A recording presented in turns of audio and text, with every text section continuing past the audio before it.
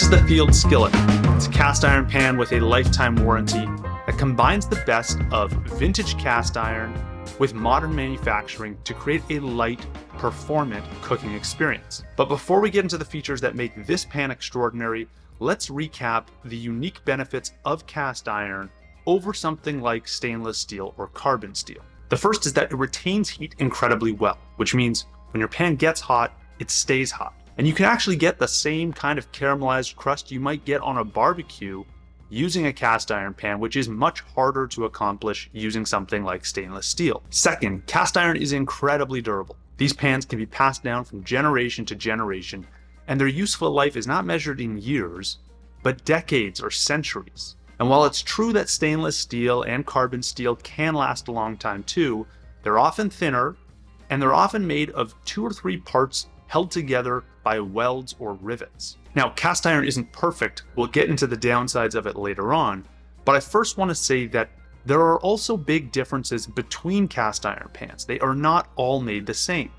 So let's start with what separates this Field pan from all the rest. If you were to pick up a cast iron pan from the 1920s, say an old Griswold or a Wagner pan, you'd immediately notice something strange. These pans all had smooth interiors. You see, back then, cast iron pans were grinded to a smooth polish by a machine with this rotating stone head.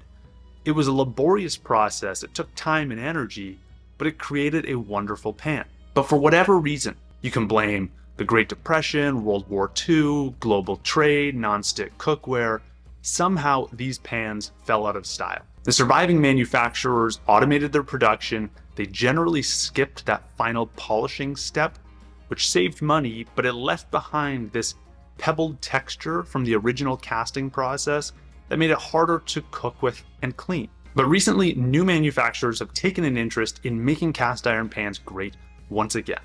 In fact, that's how Field was founded. It was 2 brothers seeing all these vintage cast iron pans and wondering why today's pans aren't as smooth as they were 100 years ago. So they brought them back with a couple of modern twists. The first twist is something Field noticed about these vintage pans.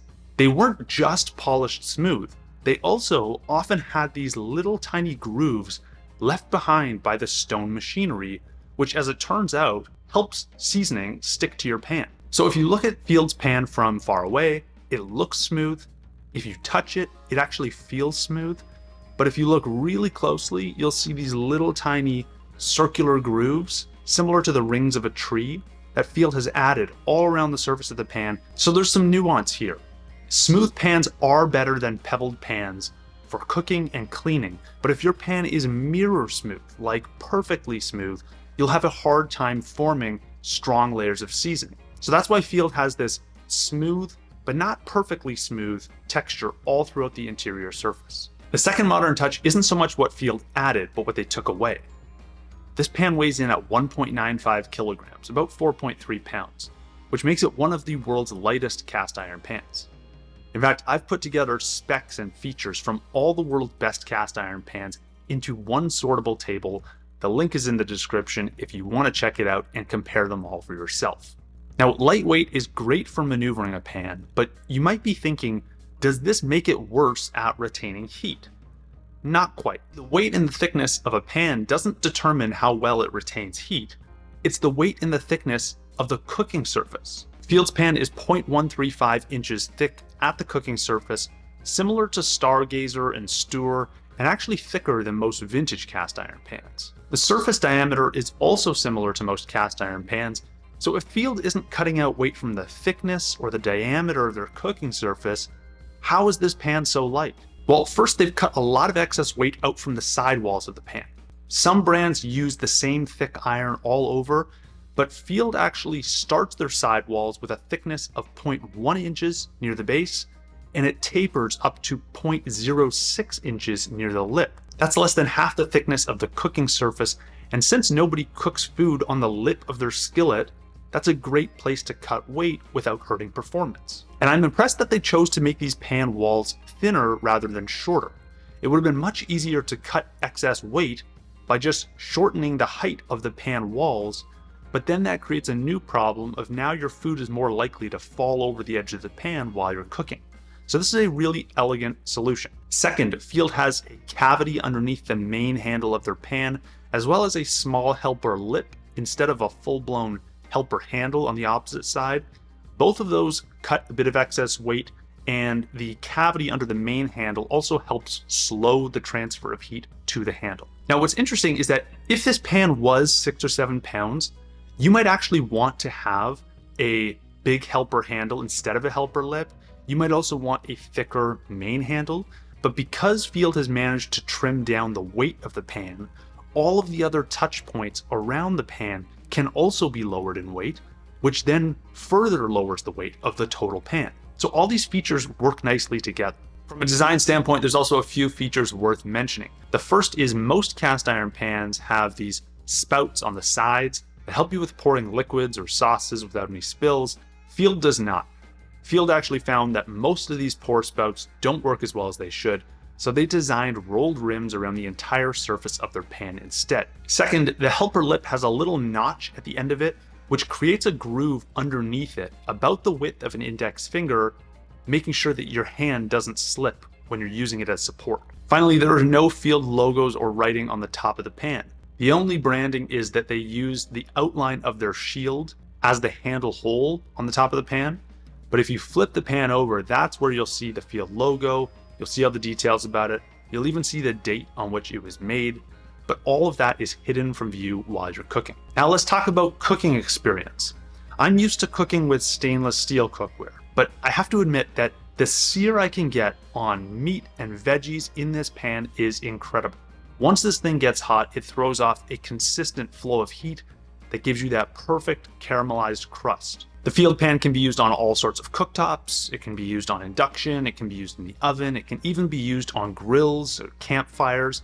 And I think this all black matte aesthetic actually looks really nice in an outdoor setting. Field also pre-seasons their pans with 3 coats of organic grapeseed oil.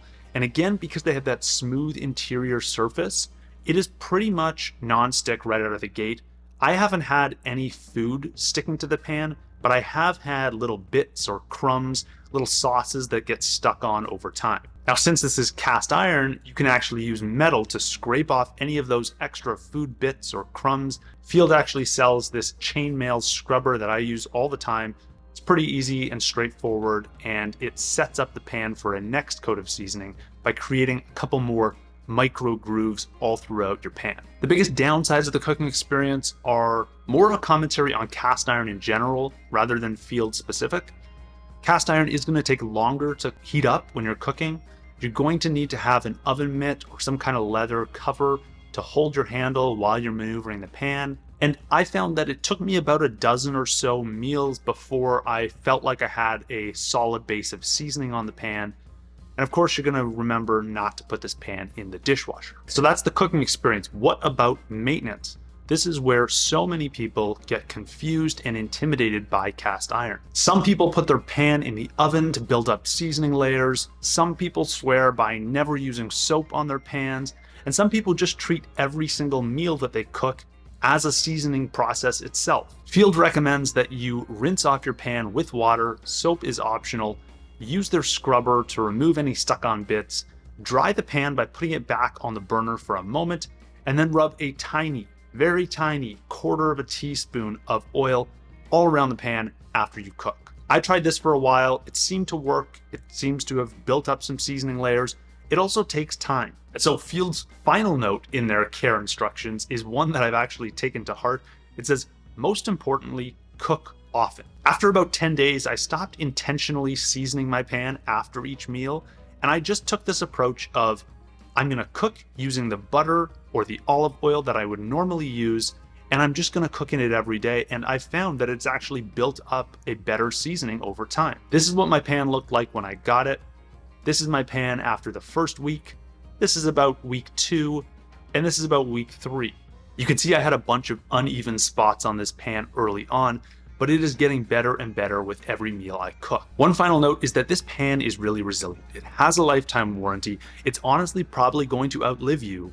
I mean, there are people who go around to antique stores buying up old, rusty, 100-year-old cast iron pans and cleaning them right up and getting them to the point where they can be used again. So this pan can handle a few mistakes. Even if you happen to mess up your seasoning once or twice, every single meal you cook will cover up your past mistakes and lead you to a smooth, non-stick cooking surface. And it's actually pretty amazing that this pan does get better over time. Almost everything you and I buy is at its best condition the moment we buy it.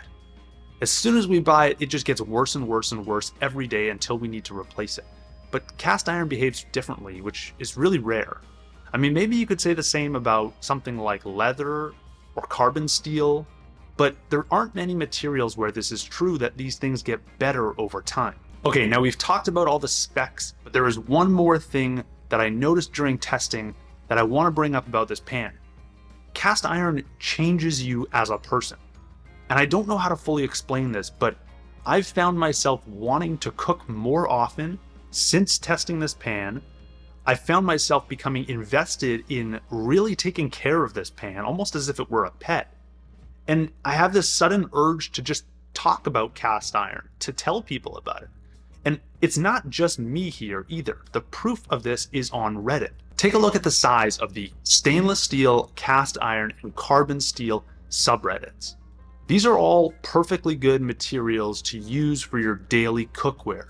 Between the three, stainless steel is definitely the most popular, but the cast iron community is the largest by a mile. I mean, 600,000 people are getting up in the morning saying, yeah, you know what? I'm gonna take a picture of the cornbread or the steak or the eggs I just made in my pan, or I'm gonna share my seasoning tricks for an optimal cast iron cooking experience. It's really remarkable. It's almost like a religion, but for one reason or another, people love talking about cast iron more than they love talking about stainless steel.